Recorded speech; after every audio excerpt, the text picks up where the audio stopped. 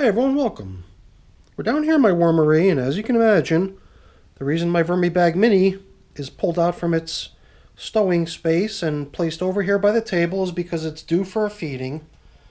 And as you might recall from the last video, the thing we observed in this system was that the material appeared to be getting a little bit dry. So you might notice a little something I've done over here, which is I've sort of draped some bubble wrap around the system, and besides running some bubble wrap around, I only ran it around the sides where I don't think we've got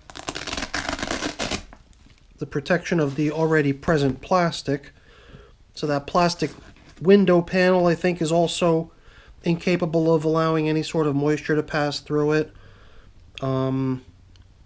And I guess, we left certain little areas unprotected where there is still a little bit of breathability remaining. But in addition to that bubble wrap, I also placed this sheet of plastic out on top, because not only is the material that the top is made out of also kind of breathable, but this is also sort of a mesh, which is totally breathable. And I think that it would be kind of nice to see a little bit less dryness, a little bit more moisture in here.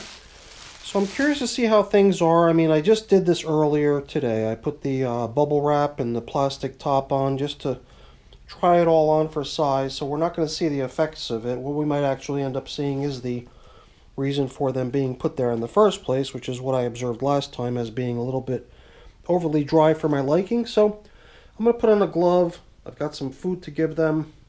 We're going to check how things are coming along, and we're going to get them fed. So let's get to work. So now the first thing I'm noticing is something I don't like to see, which is dead worms out on top of the plastic. And I just sort of write that off as the worms being curious and liking to explore, but then regrettably winding up in a place that they're unable to find their way out of or away from. So the fact that we've got a good number of worms out here on the top of the plastic that have met their unfortunate ends, I don't think it's something that you necessarily need to react to when you see it. It's just that they kind of made their way out there, didn't realize what they were in for by going out onto the, the dry plastic, and then just not knowing their way, how to get away from the dryness back to the safety of the system. I don't think there's too much reason for concern, but I am starting to wonder if we might have something going on here. These worms huddling together this way, if you had some sort of a delicious morsel of food sitting over there that was drawing them together to try to all get a yummy sampling of the delicious food, then it would make complete sense. But the fact that they're kind of just huddling there together sometimes means that they're kind of huddling together because they're sensing something that doesn't feel good for them. They're kind of trying to protect themselves by being close together. Once again, I'd like to try to write it off to hopefully just moisture collecting on the top plastic and sort of being there on the top plastic and them coming over there to enjoy that moisture. So hopefully we're not dealing with some sort of a problem going on down here in this system. Whoa, I kept feeling like I have to separate my fingers more and more because more and more worms were trying to slither out of the bright light and away from being out there on my hand. So I ended up separating my fingers so much that the whole batch of them just dropped eventually. Alright, so let's proceed to seeing how things are in here. We've been treating this window, the bottom of the window here, as sort of our go-to level. And I felt like if things start to drop a lot, then we would always try to get it back up to here. That's kind of where we left it, so it doesn't seem like we've seen a great deal of breakdown or drop in the level, at least. And we've also got a good bit of remaining moisture, remaining leaves out here that were placed out here on the top last time. We were pretty generous by sprinkling a whole bunch of leaves out here on top to give the whole system a nice sort of natural appearance. And there was also a good bit of leftover shredded paper and cardboard from the previous check-in. So it's nice to see that they've got a good bit of leftover bedding remaining. One of the things that we fed them last time was cantaloupe rinds. And the cantaloupe rinds had, you know, a little bit of leftover melon on them. But as you can see, they've pretty much stripped it down to like a paper-thin piece of remaining cantaloupe skin at this point. Not too surprising. Give them a nice delicious meal like that, they're going to go to town on it. But what we did was we placed, besides the cantaloupe that we placed out here near the surface, there was a few other pieces down low. But what we sandwiched in between the chunks of cantaloupe rind was our pumpkin stems, because we've got a whole bunch of pumpkin stems, a whole collection of them down here within the system. So I think we may have already encountered all the remains of the cantaloupe that they got, with the exception of the ones that were placed below the pumpkin stems. And now we're going to kind of get to that point where we can check out the pumpkin stems, see how they're coming along. These pumpkin stems came with the worms because the pumpkin stems were placed into the buckets that these worms used to live in once upon a time. And then when we emptied the buckets down here into the VermiBag Mini, we just kept the pumpkin stems with the worms so they can continue working on the stuff. I didn't really expect that the pumpkin stems would go very far within the buckets, because I knew the buckets were only going to be running for a finite period of time. This is the one stem, though, that is the exception to the rest. All the other stems came in with the worms and had been in the buckets with the worms previously, but that one stem right there was the one that was fed to them only a few weeks ago when we shot a time-lapse video here within the system. We placed an entire pumpkin right here smack into the middle of the system. Then there was a camera shooting a time-lapse through that little portal to show us how the pumpkin would get eaten over time. And that time-lapse video was published here on my channel not too long ago, so I could even go ahead and put a link to it up here in the corner for you to go check out if it's something you haven't had a chance to go watch yet. I definitely invite you to go see it. Now I think we're finally getting to what had been placed below the pumpkin stems, which is some more of this cantaloupe melon rind. I think there were 3 pieces, and one of them was circular in shape, so we might end up encountering one that's round, just like that right there. These other things that I kind of just ended up covering up over here with more cantaloupe rinds, these are something else you might recognize. Corn cob, and last time I think we were snapping them because we could. I figured if we can start crushing them and breaking them further, then why don't we, right?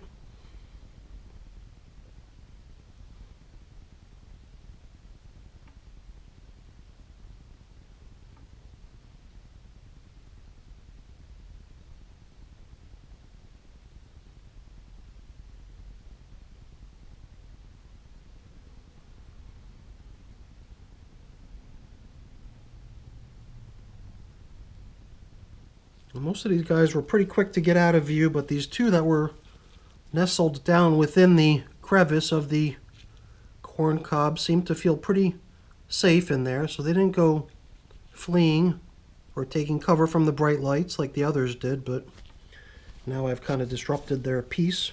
Sorry, guys. Here's another pumpkin stem. Well, it is pumpkin season. We're in October now, and it's only a matter of time before the jack-o'-lanterns get placed out to decorate people's homes for Halloween. Well, this must be part of the banana stem they got last time. Besides the cantaloupe rinds, there was some banana placed in here too. And once that season comes and goes, people will be looking to get rid of their pumpkins. I'll probably do the same thing I did last year, which was to cruise the neighborhood a week or two after Halloween had come and gone, and then look for houses where the pumpkins have just been placed out on the curb, awaiting sanitation collection, and pick them up, turn them into worm food. Because we all know how much the worms love their pumpkin, that's for sure. That's where all these stems came from. I had a huge assortment of pumpkins that I had collected last year around this time, and believe it or not, I've still got one of those pumpkins, which is still just, sometimes it actually appears in the frame. It's right beneath my bench here, and I check it once in a while just to see if it's beginning to, develop sort of a tender, soft spot, and that maybe it's beginning to, deteriorate and decompose. But it's been holding out incredibly. It's just still solid as the day I found it last year. It's almost 12 months old at this point. I don't know. Maybe one of these days we'll just have to chop it up and turn that one into worm food too. I can see some springtails hanging out here on this piece of paper. I've got another batch of coffee to give these little guys today, so this coffee filter, which had been serving the function of feeding his own indicator, will just turn into bedding now, and we'll swap it out with the replacement, which is right here, along with a day's worth of coffee. And the rest of this stuff is all the leaves of a head of cauliflower. I chopped it all up into little bits before I threw it into the freezer, and it's all frozen. I believe that as it thaws, it'll start to kick out nice moisture content for the wormies. So this is what they're getting today. Look at all those springtails cruising around.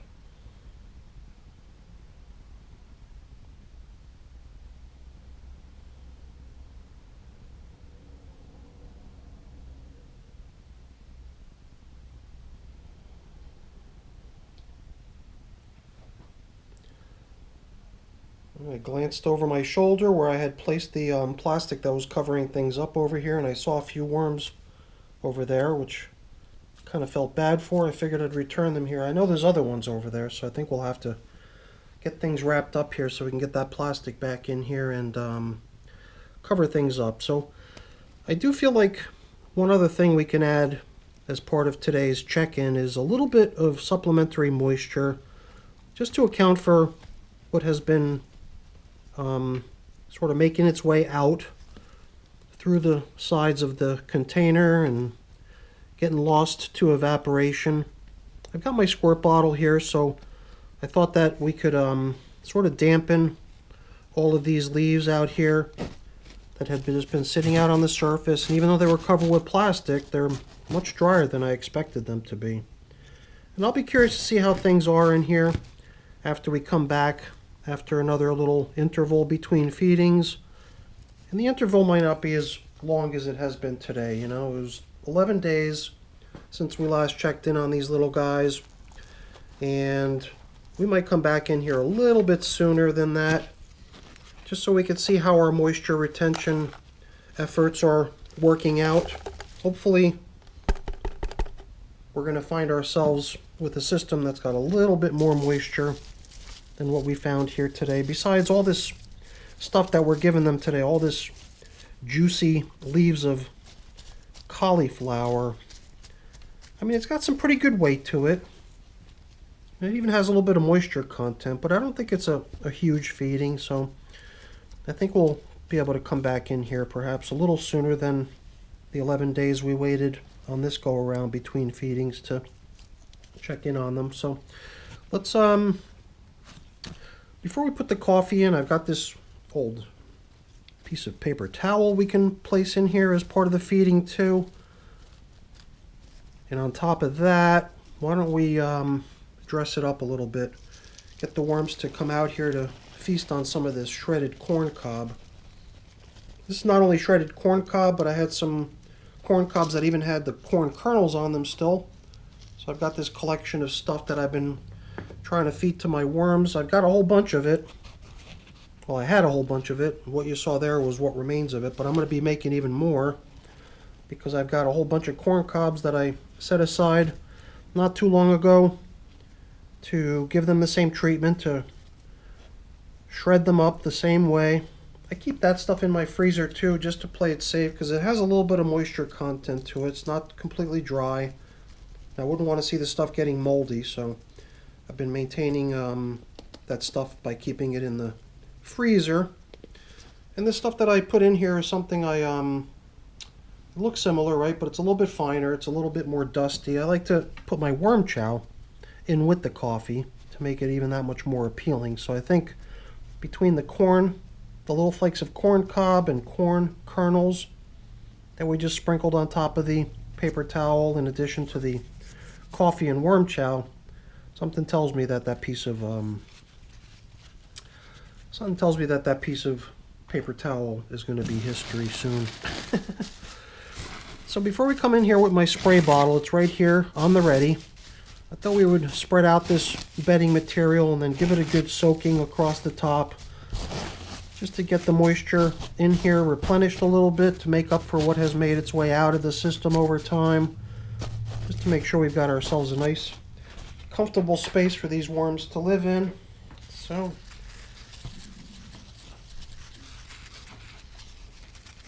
we'll just sort of soak these leaves that are out here on the top surface,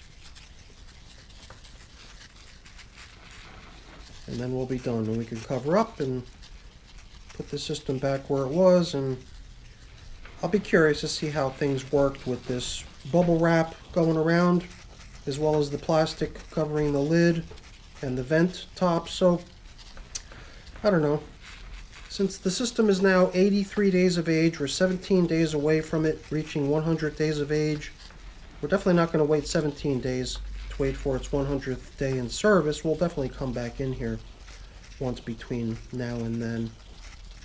Perhaps with another somewhat smaller sized feeding. And then we'll probably also return again once the system reaches 100 days of age. So that looks pretty good to me. Before we cover up with plastic, we're going to bring back that coffee filter. The coffee filters we like to use as kind of a traditional way of marking where we fed. Put that right there over the last feeding, and then we can come back in here with the plastic cover. Even though I was able to rescue a couple worms off this thing before, I'm sure I didn't get them all, especially the little ones. They're tough to see.